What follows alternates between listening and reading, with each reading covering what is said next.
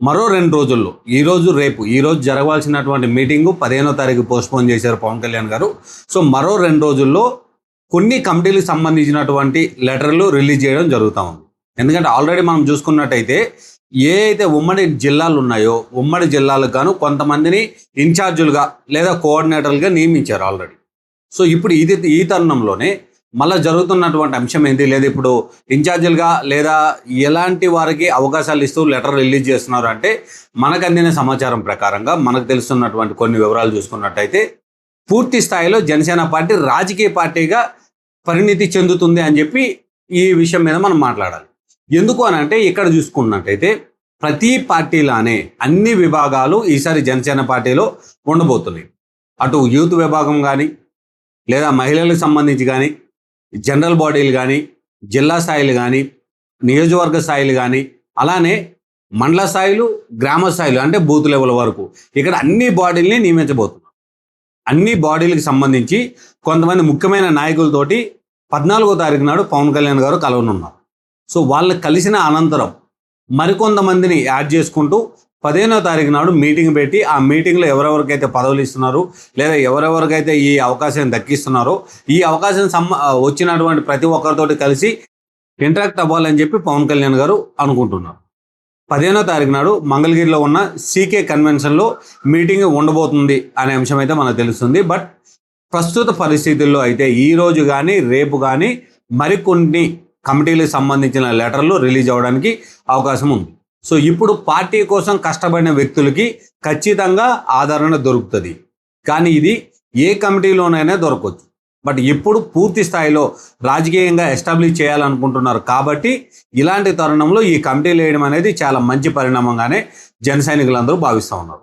Senior నాయకులకి senior స్థాయిలో లేదా కొత్తగా వచ్చిన వాళ్ళు కూడా కొంతమంది సీనియర్లు ఉంటారు. ఎగ్జాంపుల్గా చూసుకున్నట్టయితే బాలినేని శ్రీనివాసరెడ్డి గారు ఆయనది ఒక సుదీర్ఘ రాజకీయ పరిణామం. ఆయన ఆల్మోస్ట్ 5 సార్లేమో ఎమ్మెల్యేగా గెలిచారు, 2 సార్లు మినిస్టర్గా చేశారు. రాజశేఖర రెడ్డి గారు చనిపోయినప్పుడు జగన్ పక్కన నించోవడం కోసం ఆయన మినిస్టర్ పదవిని రాజీనామా చేశారు. సో అలాంటి ఒక డెడికేషన్ ఉన్నటువంటి వ్యక్తికి 6 నియోజకవర్గాలు అంటే రాయలసీమలో ఉన్నటువంటి 6 నియోజకవర్గాలు ఆయనకు అప్పచెప్పారు అని అంటే ఎలాంటి వాళ్ళకి ప్రాధాన్యత ఇస్తున్నారు?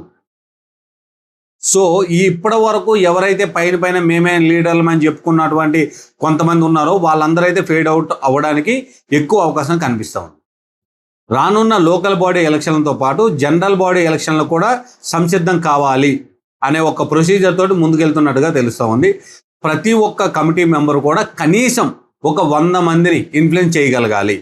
అంటే ప్రతి ఒక్క కమిటీ మెంబర్ కూడా వర్స్ట్ కేసులో కనీసము ఒక 100 ఓట్లైనా వేయించగలగాలి. ఆ గ్రామంలో ఉన్నటువంటి వాళ్ళు కానీ లేదా ఆ మండలంలో ఉన్నటువంటి వాళ్ళు కానీ ఇన్ఫ్లుయెన్స్ చేసే విధానంగా ఉండే వాళ్ళకు మాత్రమే ఈసారి అవకాశం దొరికేలా అయితే కనిపిస్తూ ఉంది. సో ఇప్పుడు వరకు ఎవరెవరైతే నాయకులుగా చలామణి అయ్యారో వాళ్ళందరూ కూడా అవకాశాలు ఉండొచ్చు. కానీ వాళ్ళకి ఏ స్థానంలో ఉంటారనేది కాస్త గమనార్హం. ఎందుకనంటే ఇందాక మనం మాట్లాడుకున్నట్టుగా టీసీ వరుణ్ గారు ఉన్నారు. టీసీ వరుణ్ గారు పార్టీ స్టార్ట్ అయినప్పటి నుంచి ఆల్మోస్ట్ ఆయన పార్టీకి అటాచ్ అయ్యే ఉన్నారు. కానీ ఈరోజు ఏదైతే ఈ ఉమ్మడి 6 జిల్లాలకు ఇన్ఛార్జీలకు ఇచ్చారో అక్కడ టీసీ వరుణ్ గారికి 3వ ప్లేస్ ఇచ్చారు.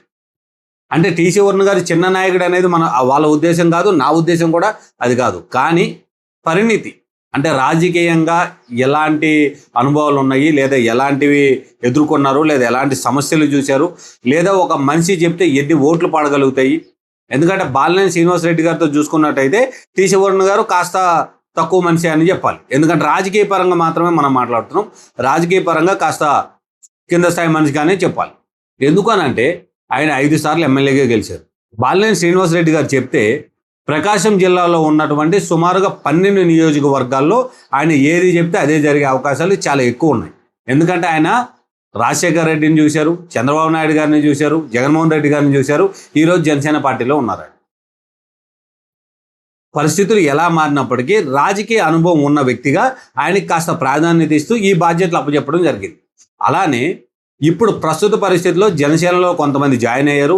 అలాంటి వాళ్ళకు కూడా పదవులు దొరికే అవకాశం చాలా ఎక్కువగా కనిపిస్తాం. ఎందుకనంటే వాళ్ళు నిన్నొచ్చారు మొన్నొచ్చారు అనే దానికంటే ఇంపార్టెంట్ పార్టీని సంస్థాగతంగా ఎస్టాబ్లిష్ చేయాలి. రానున్న ఎలక్షన్లో ఇప్పుడున్నటువంటి సీట్ల కంటే ఎక్కువ సీట్లు తీసుకునే అవకాశం ఉంది కాబట్టి ఎన్డీఏ కూటమిలో అందులో భాగంగానే అంటే ఇప్పుడు ఆ ఎక్కువ సీట్లు తీసుకున్నప్పుడు గెలవాలి కదా, ఊరికనే తీసుకుంటే సరిపోదు కదా. సో అందులో భాగంగానే ఈ ప్రణాళిక రూపొందించినట్టుగా తెలుస్తాం. మరొక ముఖ్యమైన అంశం ఏంటి అంటే, జగన్మోహన్ రెడ్డి గారు మరో 5-6 నెలల్లో పాదయాత్రకి స్టార్ట్ చేయడానికి లేదా నెక్స్ట్ ఇయర్ స్టార్టింగ్లో పాదయాత్ర స్టార్ట్ చేసే ఆలోచనలో ఉన్నారు. ఆయన ఆల్రెడీ ఇప్పటికే గ్రౌండ్ లెవెల్లో సుమారుగా ఒక 50 నుంచి 80 నియోజకవర్గాలకి ఈ వ్యక్తులు ఇన్ఛార్జీలు అని చెప్పిన ఒక లిస్టు కూడా ప్రిపేర్ చేసుకుంటున్నట్టుగా అంతర్గత సమాచారం. ఎందుకంటే ఆ లిస్టు కూడా ఎందుకు ప్రిపేర్ చేసుకున్నారు, జగన్మోహన్ రెడ్డి గారు ఏ నియోజకవర్గంలోకి ఎంటర్ అయినప్పుడు ఆ నియోజకవర్గం సంబంధించి బాధ్యతలన్నీ వాళ్ళు చూసుకోవాలి. అలానే అక్కడ క్రౌడ్ పుల్లింగ్ కానీ, అక్కడ అయ్యే చిన్న చిన్న ఖర్చులు కానీ ఇవన్నీ కూడా వాళ్ళు భరించాలి. అంటే రాజకీయంగా మనం ఎన్ని సేవలు చేసినప్పటికీ డబ్బు అనేది ఖచ్చితంగా కాస్తో కోస్తో ప్రభావం చూపిస్తుంది. అలాంటి పరిస్థితుల్లో ఎవరైతే లీడర్లుగా ఇప్పుడు ఎస్టాబ్లిష్ అవ్వాలనుకున్నారో వీళ్ళందరినీ కూడా ఇప్పటి నుంచే వాళ్ళని నెక్స్ట్ ఇన్ఛార్జ్లో వీళ్ళు అవ్వడానికి అవకాశం ఉంటుంది. జనసేన పార్టీ సెలెక్ట్ చేసినటువంటి క్యాండిడేట్లకి ఇలాంటి ఒక అవకాశం దొరుకుతుంది. కానీ ఎప్పుడు దొరుకుతుంది ఇదంతా? గతంలో కొంతమంది లీడర్లు నేను కూడా చూశాను. వాళ్ళు ఖాళీ మాటలు చెప్పడం తప్పితే పనిచేసే పరిస్థితి ఎక్కడ ఉండదు. పైన ఏదో ముఖ్య నాయకులు వస్తున్నారంటే వెళ్ళి కలవాలి, వాళ్ళతో కాసేపు మాట్లాడాలి, అవి తప్పితే గ్రౌండ్ లెవెల్లో దిగి ఒక కార్యకర్తని పుల్ చేసి లేదా ఒక కార్యకర్తతో లేదా వాళ్ళ పక్కింటి వ్యక్తితో కూడా ఓటేపించలేని పరిస్థితి వాళ్ళు. అలాంటి వాళ్ళందరినీ కూడా కాస్త పక్కకు పెట్టడానికి చాలా ఎక్కువ అవకాశం ఉంది. ఇప్పుడు ఎవరికైతే పదవులు వస్తున్నాయో వాళ్ళు ఖచ్చితంగా కష్టపడితే రానున్న రోజుల్లో లేదా పెంచుతున్నటువంటి నియోజకవర్గాల గురించి, ఎందుకంటే నేను అమిత్ షా గారి మీటింగ్ మనం చూసుకున్నట్టయితే మొన్న నరేంద్ర మోడీ గారు హైదరాబాద్ వచ్చి చంద్రబాబు నాయుడు గారిని పవన్ కళ్యాణ్ గారిని కలిశారు. నిన్న చంద్రబాబు నాయుడు గారు అమిత్ షాని కలిశారు. సో కలిసిన తరుణంలో అక్కడ ఉన్నటువంటి పరిస్థితి ఏంటి, లేదా అమిత్ షా గారితో ఏం మాట్లాడారు అంటే ఒక విషయం అయితే క్లియర్గా అర్థమవుతుంది. ఏంటంటే ఏదైతే డీలిమిటేషన్ నియోజకవర్గాల పెంపు విషయం ఏదైతే ఉందో దానికి ఖచ్చితంగా మీరు మద్దతు ఇవ్వాలి. ఎందుకంటే రానున్న రోజుల్లో ఖచ్చితంగా డీలిమిటేషన్ అనేది జరగాల్సింది, ఖచ్చితంగా జరుగుతుంది. సో ఇలాంటి తరుణంలో పొత్తులో ఉన్నప్పుడు కూడా సీట్లు పెరిగే అవకాశం ఉంది, కొత్త వాళ్ళకు కూడా ఎమ్మెల్యేలుగా పోటీ చేసే అవకాశం దొరుకుతుంది. కాబట్టి జనసేన పార్టీలో ఉన్నటువంటి కమిటీలో ఉన్న మెయిన్ మెంబర్స్ ఎవరైతే ఉంటున్నారో వాళ్ళు కాస్త శ్రద్ధతోటి దృష్టి పెట్టుకొని పనిచేయగలిగితే రానున్న రోజుల్లో వాళ్ళకి రాజకీయంగా ఎదగడానికి అవకాశం దొరుకుతుందనే మనం భావించాలి. మరి రేపు కానీ లేదా ఎల్లుండి కానీ ఈరోజు సాయంత్రం కూడా రిలీజ్ అవ్వడానికి కాస్త అవకాశం ఉంది. కాబట్టి ఈ 2-3 రోజుల్లో కొంతమంది మెయిన్ లీడర్ని రిలీజ్ చేసినప్పటికీ 14వ తారీఖు నాడు పవన్ కళ్యాణ్ గారు మంగళగిరి రాబోతున్నారు.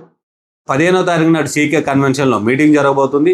ఈ మీటింగ్లో మరిన్ని కమిటీల గురించి, ఇటు మహిళా కమిటీ కానీ, యూత్ వింగ్ కానీ, సో ఇలాంటివి ఎడ్యుకేషన్ వింగ్ కానీ, ఇలాంటివన్నీ రకరకాల కమిటీలు ఉంటాయి. కాబట్టి ఈ అన్ని కమిటీలకు కూడా ఎవరెవరినైతే ఎన్నుకోవాలి అనే విషయాలు కూడా ముఖ్య నేతలతో ముందు మాట్లాడుకొని అనంతరం ఈ కమిటీని వెలువడించడానికి కూడా అవకాశం ఉంది. మరి ముఖ్య నేతలకు సంబంధించిన కమిటీలు ఈరోజు రేపు వెలువడడానికి 99% అవకాశం ఉన్నట్టుగా కనిపిస్తూ ఉంది. మరి రానున్న రోజుల్లో ఏం జరగబోతుంది, లేదా పార్టీ సంస్థాగతంగా ఎస్టాబ్లిష్ చేయడానికే పవన్ కళ్యాణ్ గారు వేరే పార్టీ నుండి వచ్చినటువంటి వాళ్ళకు కూడా ముఖ్యమైన పదవులు ఇవ్వడానికి అవకాశం ఉంది అని చెప్పి మీరు భావిస్తున్నారా?